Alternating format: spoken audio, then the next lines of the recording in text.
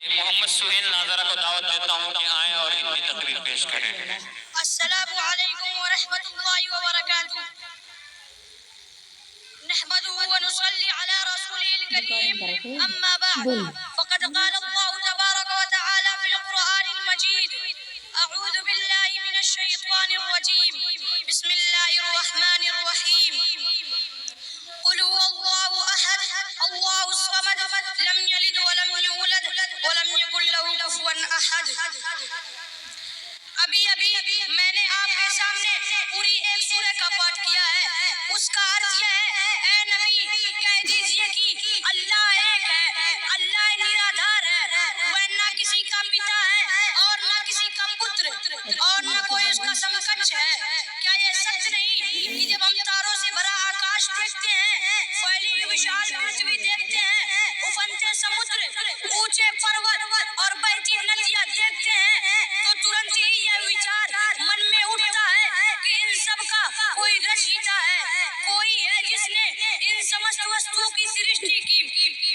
फिर हम एक कदम और आगे बढ़ते हैं और सोचते हैं कि रात आती है, दिन विदा होती है, सुबह होती है, शाम होती है, समूचा ब्रह्मांड निश्चित नियमों के अनुसार चल रहा है, कहीं पर कोई अव्यवस्था नहीं।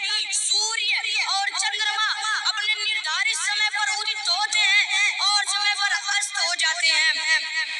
तब अनायास ही स्वीकार करना पड़ता है कि इस विशाल ब्रह्मांड का कोई सर्वोच्च शासक है, जिसे किसी के सहारे की आवश्यकता नहीं, जो सब संसारों से निर्भीक है, किसी का चिरड़ी नहीं, वह जो चाहता है करता है, उसे रोकने वाला कोई नहीं। क्योंकि यदि कोई रोकने वाला होता तो संसार का यह उत्तम संचालन कभी संभव न होता। यदि आकाश और पृथ्वी पर अल्लाह के सिवा और देवता होते तो वे दोनों अवश्य नष्ट भ्रष्ट हो जाते। जब किसी देश में दो राजा नहीं हो सकते, किसी संस्था में अनेक अध्यक्ष नहीं हो सकते, तो फिर इस सारी सृष्टि में अनेक संचालक कैसे हो सकते हैं? सम्मानित मित्रों, यदि हमारी यह गरिमामयी सभा अपने कई और अध्यक्ष चुन ले तो क्या यह सभा सुचारू चल सकेगी? क्या लोग हमें मूर्ख ना कहेंगे? आश्चर्य है उन लोगों पर जो समस्त संसार के लिए अनेक अध्यक्ष मानते हैं। कोई पिता पुत्र पवित्र आत्मा का सिद्धांत करता है तो कोई परमात्मा का सहभागी मानता है, परंतु अत्यंत खेद की बात है कि लोग उन्हें मूर्ख कहने में हिचकिचाते हैं। अब इन्हीं कुछ वाक्यों पे मैं अपनी वाणी को विराम देता हूँ। व आखिरु दावाना अनिल हम्दुलिल्लाहि रब्बिल आलमीन। अस्सलामु अलैकुम व रहमतुल्लाहि व बरकातुहू।